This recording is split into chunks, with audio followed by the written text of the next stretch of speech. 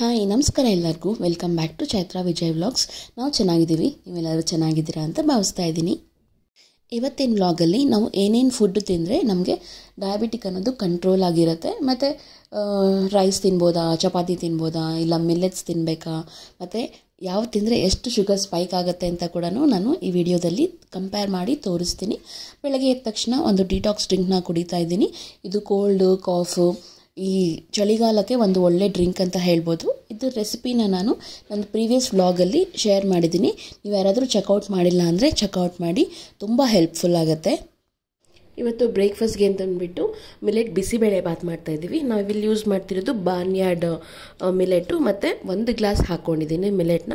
1 ಗ್ಲಾಸ್ಗೆ 3/4 ಗ್ಲಾಸಷ್ಟು ಬೇಳೆ ತೊಗೊಂಡಿದ್ದೀನಿ. ಇಲ್ಲಿ ಮೈಸೂರು ಬೇಳೆ ಅಂತಾರಲ್ಲ ಅದು ಸ್ವಲ್ಪ, ಮತ್ತು ತೊಗರಿ ಬೇಳೆ ಈಕ್ವಲ್ ಅಮೌಂಟಲ್ಲಿ ತೊಗೊಂಡಿದ್ದೀನಿ. ಒಂದು ಸ್ವಲ್ಪ ಹಸಿ ಬಟಾಣಿ ಕೂಡ ಅಷ್ಟೇ ನೆನೆಸ್ಕೊಂಡಿದ್ದೀನಿ. ಮಿಲೆಟ್ಸ್ನ ಯಾವಾಗಲೂ ಅಷ್ಟೇ ಮಿನಿಮಮ್ 8 to 10 hours ಸೋಕ್ ಮಾಡಿದ್ರೆ ತುಂಬ ಒಳ್ಳೆಯದು. ನಾನು ಬೆಳಗ್ಗೆ ಬ್ರೇಕ್ಫಾಸ್ಟಿಗೆ ಮಾಡಬೇಕಂದ್ರೆ ರಾತ್ರಿಯೇ ನೆನೆಸಿಟ್ಟಿರ್ತೀನಿ. ಸೊ ಅದರಲ್ಲಿರೋ ಫೈಬರ್ ಕಂಟೆಂಟ್ ಎಲ್ಲ ಚೆನ್ನಾಗಿ ಸೋಕ್ ಆದರೆ ಹೆಲ್ತ್ ಬೆನಿಫಿಟ್ಸ್ ಜಾಸ್ತಿ ಅಂತ ಅಂದ್ಬಿಟ್ಟು ಈಗ ಇದನ್ನು ವಾಶ್ ಮಾಡಿಬಿಟ್ಟು ನಾರ್ಮಲ್ ಕುಕ್ಕರಲ್ಲಿ 3 to 4 ವಿಸಿಲ್ಸ್ನ ಚೆನ್ನಾಗಿ ಬೇಯಿಸ್ಕೊಳ್ತೀನಿ. ಮಿಲೆಟ್ಸ್ ಎಲ್ಲ ಬೇಯೋಷ್ಟರಲ್ಲಿ ನಾವು ಬಿಸಿಬೇಳೆ ಬಾತ್ಗೆ ತರಕಾರಿ ಏನು ಬೇಕೋ ಅದನ್ನೆಲ್ಲ ಚಾಪ್ ಮಾಡ್ಕೊಳ್ಳೋಣ. ಇಲ್ಲಿ ನಾನು ಬೀನ್ಸು, ಕ್ಯಾರೆಟು, ನಿಮ್ಗೆ ಇಷ್ಟ ಇದ್ದರೆ ನಾವಿಲ್ಲಿ ಕೋಸು ಅಂತಾರಲ್ಲ ಅದನ್ನೆಲ್ಲ ಹಾಕೋಬೋದು. ನನ್ನ ಹತ್ರ ಅವೈಲಬಲ್ ಇರಲಿಲ್ಲ, ಅದಕ್ಕೆ ನಾನು ಕ್ಯಾರೆಟು, ಬೀನ್ಸು, ಈರುಳ್ಳಿ, ಟೊಮ್ಯಾಟೊ, ಹಸಿಮೆಣಸಿನ್ಕಾಯಿ ಇದನ್ನೆಲ್ಲನೂ ನೀಟಾಗಿ ಚಾಪ್ ಮಾಡಿ ಇಟ್ಕೊಳ್ತಾ ಇದ್ದೀನಿ. ಇದಕ್ಕೆ ಬಿಸಿಬೇಳೆ ಬಾತಲ್ವ, ಸ್ವಲ್ಪ ನೀರು ಜಾಸ್ತಿನೇ ಇರಬೇಕು. ಕಲರ್ ಹಾಗೆ ಇರುತ್ತೆ ಯಾಕಂದರೆ ಮಿಲ್ಲೆಟ್ಸ್ದು. ಇದಕ್ಕೆ ನಾವು ಹಚ್ಚಿಟ್ಕೊಂಡಿರುವಂತಹ ಬೀನ್ಸು ಮತ್ತು ಕ್ಯಾರೆಟು, ಇದಕ್ಕೇ ಟೊಮ್ಯಾಟೋಸ್ ಕೂಡ ಹಾಕಿಬಿಡ್ತೀವಿ. ಸಣ್ಣದಾಗಿ ಕಟ್ ಮಾಡಿ ಇಟ್ಕೊಂಡಿರುವಂಥ ಹಸಿಮೆಣಸಿನ್ಕಾಯಿ ಮತ್ತು ಟೊಮ್ಯಾಟೊ ಇದನ್ನೆಲ್ಲನೂ ಹಾಕಿ ಒಂದು 3 to 4 ವಿಷಲು, ಸ್ವಲ್ಪ ಉಪ್ಪು ಕೂಡ ಹಾಕಿ ಬೇಯಿಸ್ಕೊಳ್ತೀನಿ. ನಾರ್ಮಲ್ ರೈಸಿಂದ ಬಿಸಿಬೇಳೆ ಬಾತ್ ಮಾಡಿದ್ರು, ಮಿಲೆಟಿಂದ ಬಿಸಿಬೇಳೆ ಬಾತ್ ಮಾಡಿದ್ರು ನನಗಂತೂ ಟೇಸ್ಟ್ ಹಾಗೆ ಅನಿಸುತ್ತೆ.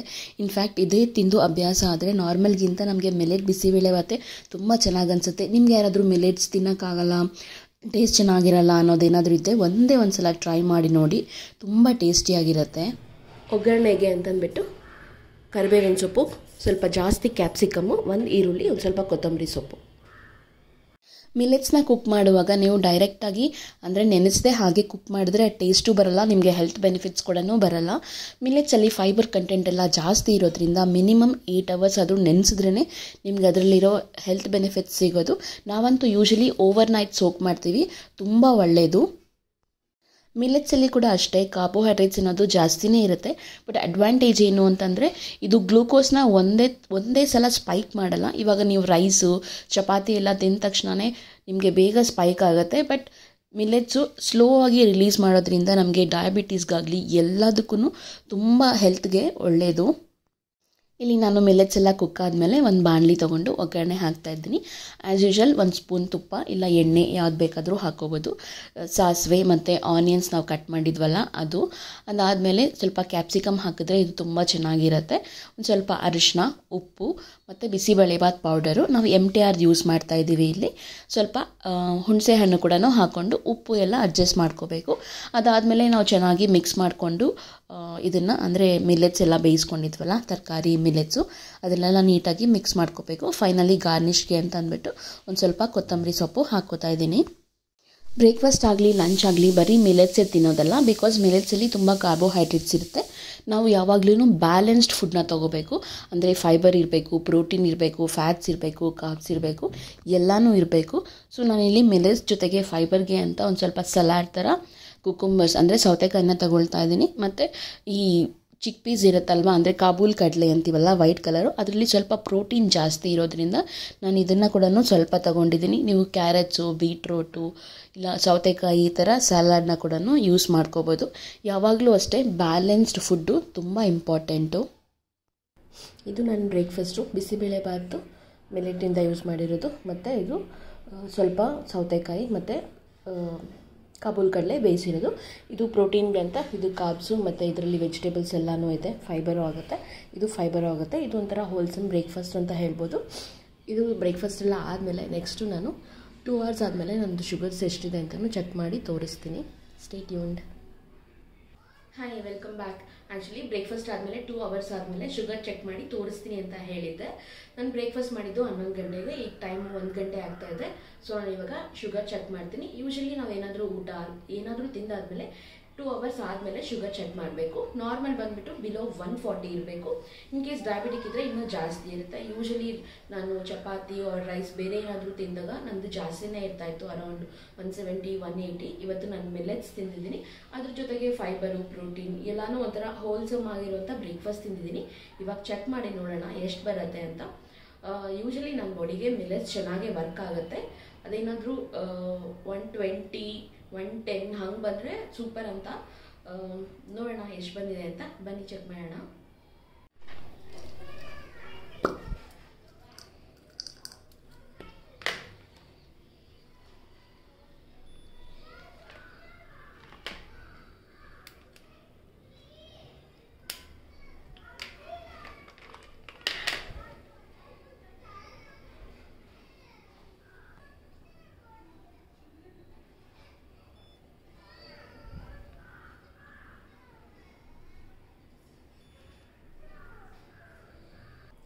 ನೀವೇ ನೋಡಿದ್ರಿ 90 ಬಂದಿದೆ, which is very good. Same amount of ಬ್ರೇಕ್ಫಾಸ್ಟ್ನ ನಾನು ತಿಂದಿರೋದು. ಅದು ರೈಸಲ್ಲಿ ಮಾಡಿದ್ರೆ ಬಿಸಿಬೇಳೆಭಾತ್ನ ನನಗೆ ಯೂಶಲಿ 180 170 ಅಬೋವ್ 150 160 ಹಾಗೆ ಬರ್ತಾಯಿತ್ತು. ಅದನ್ನೇ ಮಿಲೆಟಲ್ಲಿ ಮಾಡಿರೋದ್ರಿಂದ ಜಸ್ಟ್ 90 ಬಂದಿದೆ, which is very good. In case ನೀವು ಯಾರಾದರೂ ಡಯಾಬಿಟಿಕ್ ನಿಮ್ಮ ಮನೇಲಿ ಯಾರಾದರೂ ಇದ್ದರೆ ರೈಸ್ನ ಮಿಲೆಟ್ಸಿಂದ ರೀಪ್ಲೇಸ್ ಮಾಡೋಕ್ಕೆ ಟ್ರೈ ಮಾಡಿ. ಡಯಾಬಿಟಿಕ್ ಅಲ್ಲದೇ ಇರೋರು ಕೂಡ ತಿನ್ಬೋದು. ನಮ್ಮ ಮನೆಯಲ್ಲಿ ವಿಜಯ್ಗೆ ಕೂಡ ನಾವು ಅದನ್ನೇ ಕೊಡ್ತೀವಿ. ಫ್ಯೂಚರಲ್ಲಿ ಡಯಾಬಿಟಿಕ್ ಬರೋದನ್ನು ನಾವು ಕಂಟ್ರೋಲ್ ಮಾಡ್ಬೋದು. ದಯವಿಟ್ಟು ಟ್ರೈ ಮಾಡಿ ಇದನ್ನು. ನೀವೇ ನೋಡಿದ್ರಲ್ಲ, ನಾನು ಮಿಲೆಟ್ ಬಿಸಿಬೇಳೆಭಾತು ಅದೆಲ್ಲ ತಿಂದರೂ ನನ್ನ ಶುಗರ್ ಲೆವೆಲ್ಸು ಬರೀ 90 ಇತ್ತು. ತುಂಬ ಒಳ್ಳೆಯದು. ಆಫ್ಟರ್ ಫುಡ್ ನಂದು ಯೂಶಲಿ 150 160 ಬರ್ತಾಯಿತ್ತು. ತುಂಬ ರೆಡ್ಯೂಸ್ ಆಗಿದೆ. ಅದೇ ಮಧ್ಯಾಹ್ನಕ್ಕೆ ಇವತ್ತು ನಾನು ಮಿಲೆಟ್ಸ್ ತಿಂತಾಯಿಲ್ಲ, ಚಪಾತಿ ತಿಂತಾಯಿದ್ದೀನಿ.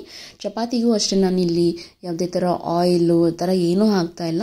ಆಶೀರ್ವಾದ್ ನಾರ್ಮಲ್ ಗೋಧಿ ಹಸಿಟ್ಟು ತೊಗೊಂಡು ಚಪಾತಿ ಮಾಡ್ತಾಯಿದ್ದೀನಿ. ಚಪಾತಿನೂ ಚಿಕ್ಕದಾಗೇ ಇರುತ್ತೆ. ಇದ್ರ ಜೊತೆ ಟೊಮ್ಯಾಟೊ ಗೊಜ್ಜು, ಒಂದು ಸ್ವಲ್ಪ ಸಲಾಡ್ ಎಲ್ಲನೂ ಸೇರಿನೇ ತಿಂತೀನಿ. ಬಟ್ ಶುಗರ್ ಎಷ್ಟಿರುತ್ತೆ ಅಂತಲೂ ಅದನ್ನು ನೋಡೋಣ.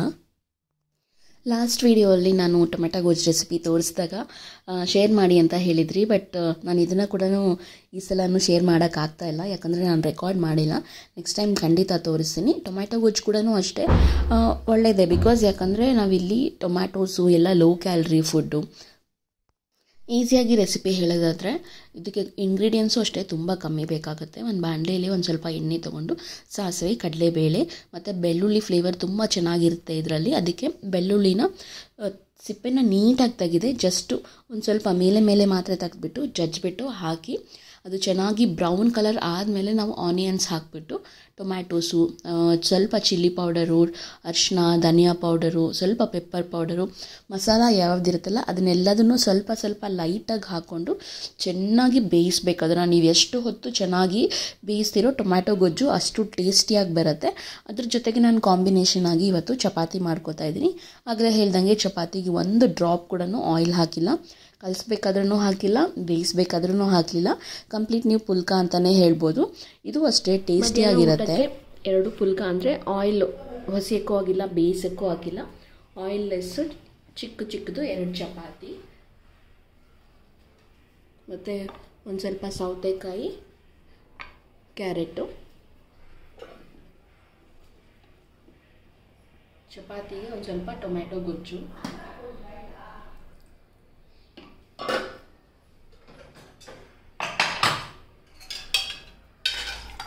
ಮತ್ತು ಬೆಳಗ್ಗೆ ಬೇಯಿಸಿದ್ನಲ್ಲ ಅದೊಂದು ಸ್ವಲ್ಪ ಪ್ರೋಟೀನ್ಗೆ ಅಂತ ಕಾಳು. ಇದು ನಮ್ಮ ಲಂಚ್. ಈ ಥರ ಬ್ಯಾಲೆನ್ಸ್ಡ್ ಮೀಲ್ ತೊಗೊಂಡ್ರೆ ಶುಗರ್ ಸ್ಪೈಕ್ ಆಗೋಲ್ಲ. ಸೊ ಅದಕ್ಕೆ ಫೈಬರು, ಪ್ರೋಟೀನು, ಕಾರ್ಬ್ಸು ಎಲ್ಲನೂ ಇನ್ಕ್ಲೂಡೆಡ್ ಆಗಿದೆ. ಇದು ನನ್ನದು simple and diabetic friendly lunch meal. ಮಧ್ಯಾಹ್ನ ಲಂಚ್ ಆದಮೇಲೂ ಅಷ್ಟೇ ಒಂದು 2 ಅವರ್ಸ್ ಆದಮೇಲೆ ಮತ್ತೆ ನಾನೀಗ ಟೆಸ್ಟ್ ಮಾಡ್ತಾಯಿದ್ದೀನಿ.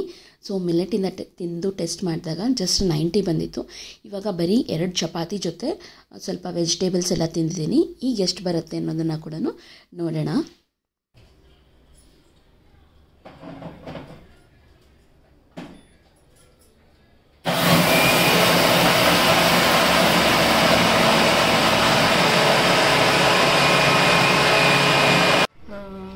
ಬ್ರೇಕ್ಫಾಸ್ಟ್ ಆದಮೇಲೆ 2 ಅವರ್ಸ್ ಆದಮೇಲೆ ಚೆಕ್ ಮಾಡಿದ್ದೆ 90 ಬಂದಿತ್ತು.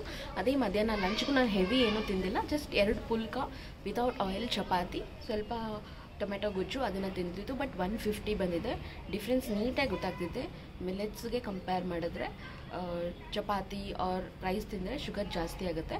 ಆದಷ್ಟು ಮಿಲೆಟ್ಸ್ನ ತಿನ್ನೋದೇ ಒಳ್ಳೆಯದು. ನಾನಂತೂ ಇನ್ಮೇಲೆ ಅದನ್ನೇ ತಿನ್ನಬೇಕಂತ ಇದ್ದೀನಿ.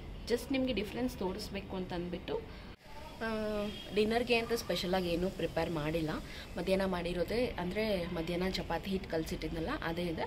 ರಾತ್ರಿಗೂ ಅಷ್ಟೇ ಆಯಿಲ್ ಹಾಕದೆ 2 ಚಪಾತಿ ಮಾಡಿಕೊಂಡು ಒಂದು ಸ್ವಲ್ಪ ಸೌತೆಕಾಯಿ, ವೆಜಿಟೇಬಲ್ಸ್ ಇದ್ದಷ್ಟು ಒಳ್ಳೆಯದು ಅಂತ ಅಂದ್ಬಿಟ್ಟು ಸ್ವಲ್ಪ ಸೌತೆಕಾಯಿ, ಕ್ಯಾರೆಟ್ಸು ಅದನ್ನು ಕೂಡ ಇನ್ಕ್ಲೂಡ್ ಮಾಡ್ಕೋತೀನಿ. ಮಿಲೆಟ್ಸ್ನ ಡಯಾಬಿಟೀಸ್ ಇರೋರೇ ತಿನ್ನಬೇಕು ಆ ಥರ ಏನಿಲ್ಲ. ನಾರ್ಮಲ್ ಪೀಪಲ್ ಕೂಡ ತಿಂದರೂ ಕೂಡ ಫ್ಯೂಚರಲ್ಲಿ ಡಯಾಬಿಟೀಸು ಮತ್ತು ಬೇರೆ ಹೆಲ್ತ್ ಕಾಂಪ್ಲಿಕೇಶನ್ಸ್ ಬರೋದನ್ನೆಲ್ಲದನ್ನು ನಾವು ಕಂಟ್ರೋಲ್ ಮಾಡ್ಬೋದು. ಸೊ ಆದಷ್ಟು ಹೆಲ್ದಿ ಲೈಫ್ ಸ್ಟೈಲ್ನ ಫಾಲೋ ಮಾಡೋದು ತುಂಬ ಒಳ್ಳೆಯದು. ನಮ್ಮ ಮನೆಯಲ್ಲಿ ಈಗ ವಿಜಯ್ ಕೂಡ ಇದನ್ನೇ ತಿಂತಿದ್ದಾರೆ, ಸೊ ದಟ್ ಫ್ಯೂಚರಲ್ಲಿ ಹೆಲ್ಪ್ ಆಗುತ್ತೆ ಅಂತ ಅಂದ್ಬಿಟ್ಟು ಇದೇ ಥರ ಡಯಾಬಿಟಿಕ್ ಫ್ರೆಂಡ್ಲಿ ರೆಸಿಪೀಸು ಮತ್ತು ನಾನು ಅವಾಗವಾಗ ಏನು ತಿಂದರೆ ಎಷ್ಟು ಬರುತ್ತೆ ಶುಗರ್ ರೀಡಿಂಗ್ಸ್ ಅಂತ ಕೂಡ ತೋರಿಸ್ತಾ ಇರ್ತೀನಿ. ನಮ್ಮ ಚಾನಲ್ನ ಫಸ್ಟ್ ಟೈಮ್ ನೋಡ್ತಾ ಇದ್ದರೆ ದಯವಿಟ್ಟು ಸಬ್ಸ್ಕ್ರೈಬ್ ಮಾಡ್ಕೊಳ್ಳಿ. ಮತ್ತು ಈ ವಿಡಿಯೋ ನಿಮ್ಗೆ ಇಷ್ಟ ಆದರೆ ಲೈಕ್ ಮಾಡಿ, ಕಾಮೆಂಟ್ ಮಾಡಿ, ಮತ್ತು ನಿಮ್ಮ ಫ್ರೆಂಡ್ಸ್ ಆ್ಯಂಡ್ ಫ್ಯಾಮಿಲಿ ಜೊತೆ ಶೇರ್ ಮಾಡಿ. ಯಾರಾದರೂ ಡಯಾಬಿಟಿಕ್ ಪೀಪಲ್ ಇದ್ದರೆ ಅವ್ರಿಗೆ ತುಂಬ ಹೆಲ್ಪ್ ಆಗುತ್ತೆ, ಅಂಥವ್ರ ಜೊತೆ ಶೇರ್ ಮಾಡ್ಕೊಳ್ಳಿ. ಮತ್ತು ಮಿಲೆಟ್ಸಲ್ಲಿ ನಿಮ್ಗೆ ಏನಾದರೂ ಬೇರೆ ಥರ ವೆರೈಟಿ ರೆಸಿಪೀಸ್ ಏನಾದರೂ ಟ್ರೈ ಮಾಡಬೇಕು ಅಂತ ಇದ್ದರೆ ಅದನ್ನು ಕಾಮೆಂಟ್ಸಲ್ಲಿ ಬರೋದು ತಿಳಿಸಿ, ಅದನ್ನು ಕೂಡ ನಾನು ಶೇರ್ ಮಾಡ್ತೀನಿ. ಆ್ಯಂಡ್ ಅಪ್ಕಮಿಂಗ್ ವೀಡಿಯೋಸಲ್ಲಿ ನಾನು ಈ ಥರ ಸೀರೀಸ್ ಮಾಡ್ತಾ ಇರ್ತೀನಿ. ಅದರಲ್ಲಿ ಮಿಲೆಟ್ಸಲ್ಲಿ ಡಿಫ್ರೆಂಟಾಗಿ ಏನೇನು ಅಡುಗೆ ಮಾಡ್ಬೋದು ಅದನ್ನು ಕೂಡ ನಿಮ್ಮ ಜೊತೆ ಶೇರ್ ಮಾಡ್ತೀನಿ. Thank you for watching.